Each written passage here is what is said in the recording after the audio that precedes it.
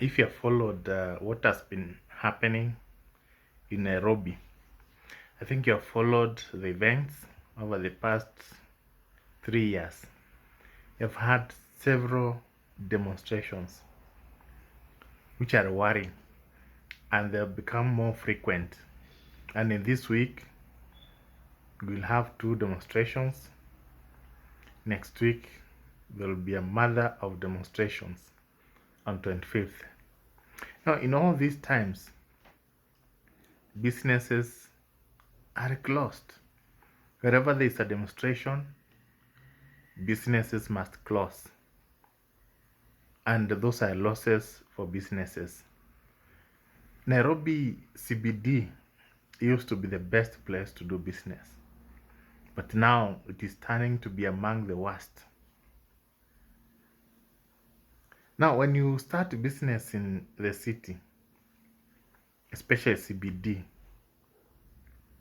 you are required to deposit goodwill, and the rent is very high.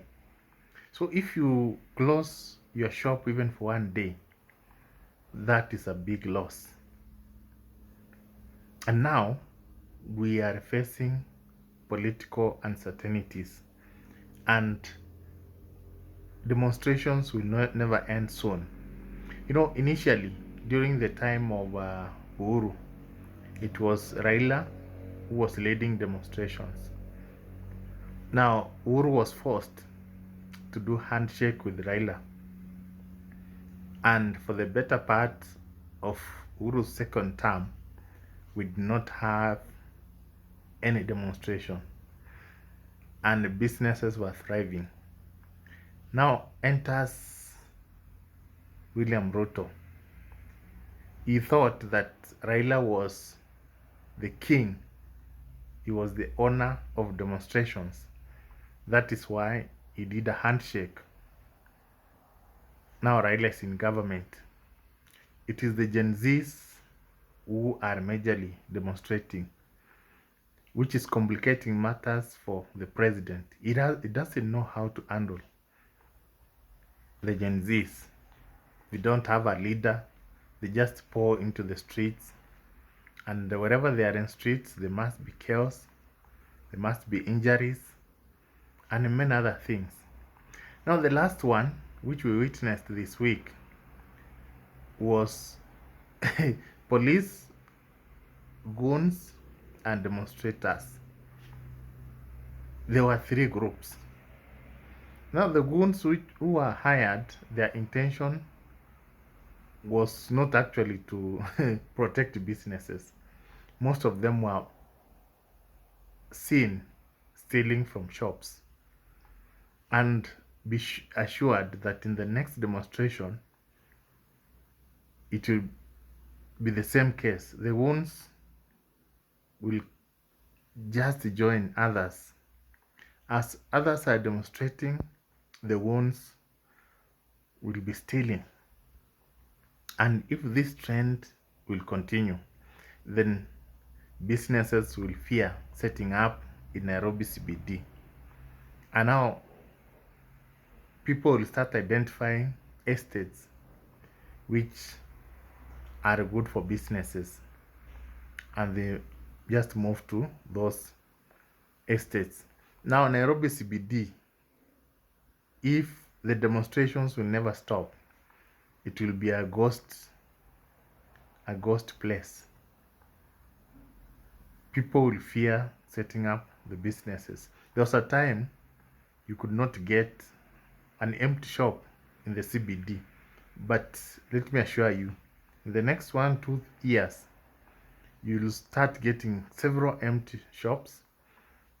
People will stop charging goodwill, and the profits will go down because people will migrate to estates where they will set up shops. And this has been happening, but now it will happen in great magnitude. You know what happened, especially for nightclubs, wines and spirit shops, and many other businesses?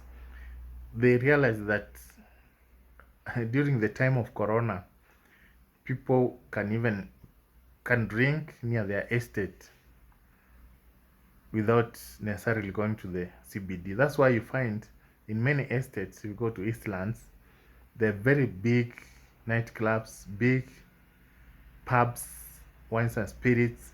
But if you go to the CBD, there are very few of them. Now, even what I've witnessed, even electronic shops, even boutique shops, they're moving from Nairobi CBD to estates. And this will be the case in future. Now, as a businessman or a business person, if you own a business in Nairobi CBD, the only thing you can do to secure a business is not to hire a police officer during demonstrations, but to secure your business through insurance. If you are having electronics shop, just go and have electronics insurance. That one will secure it. We also have burglary insurance in Kenya. You can just have it. Because these demonstrations, imagine you have a stock of 20 million. Then someone comes and breaks into your shop. They steal everything. That's a very huge loss.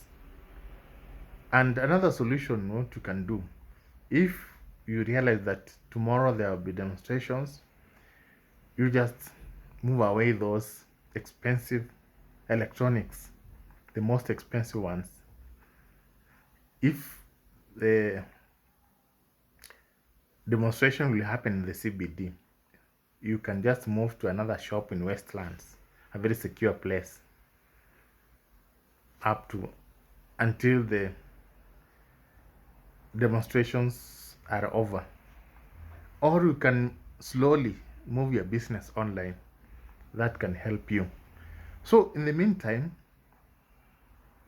what we have is a difference between the president or the government and Gen Z. And also the politicians are creating another problem. The ones whom they hire, and you saw the police were not doing anything, even after seeing the goons stealing and beating demonstrators. Now these goons will feel entitled, and in the next demonstration, they'll arm themselves, go to the street in the name of protecting businesses, but with the aim of stealing from those businesses. And this will make CBD the most dangerous place to do business.